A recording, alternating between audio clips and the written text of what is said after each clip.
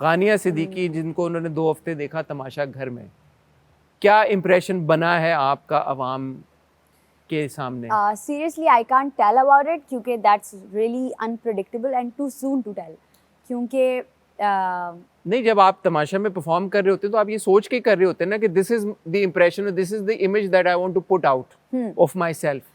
I would say कि I was one of the most genuine person in that house. क्योंकि मैं जो मुंह पर थी मैं वो पीठ पीछे थी. अगर रिदा से मेरी कोई बहस हो गई है या अगर मुझे रिदा से हेट्रेड फील हो रहा है तो फिर वो मुझे गेम में भी होगा. तो वो आवाम ने देखा होगा कि अगर गानिया हेट्रेड शो कर रही है तो दैट इज़ वेरी जेन्युइन कि हाँ वो हेट्रेड शो कर रही है. अगर अब जैसे मैं आ रही थी तो रिदा वॉज वन ऑफ दोस्त कि हाँ वो आके मुझसे पहल करके गले लगी और उसने कहा कि कोई ग्रज नहीं है. तो आई वॉज लाइक ग्रज सारे यहीं तक थे यार, बाहर नहीं होंगे. सैफ को ये भी बोला ना कि आपकी रिदा.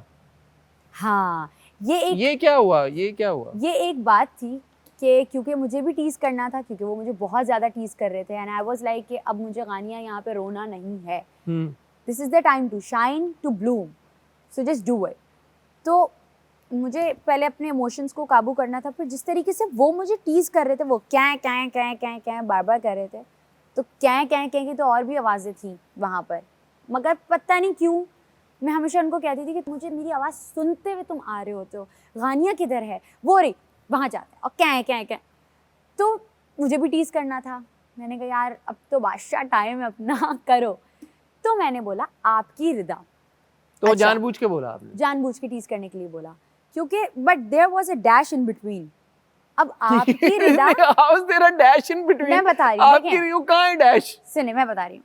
आपकी बहन रिदा भी हो सकता था, आपकी दोस्त रिदा भी हो सकता था. नहीं, बट ये हम कैसे अज्यूम करें? अब मैं आपसे एक सवाल कर रहा हूँ, अब मैं बोल दूं कि ये मैंने बोला सवाल कर रहा हूँ, इसके बीच में एक डैश है, तो मैं बोल तो नहीं रहा ना डैश. तो अब डैश तो हम कहीं पे भी बोल दें यार, किसी भी सेंटेंस में. मैं डैश नहीं बोल रही एग्जैक्टली, बट जो उसको परसीव किया गया जिस तरीके से, तो मैंने कहा कि भाई चोर की दाढ़ी में तिनका.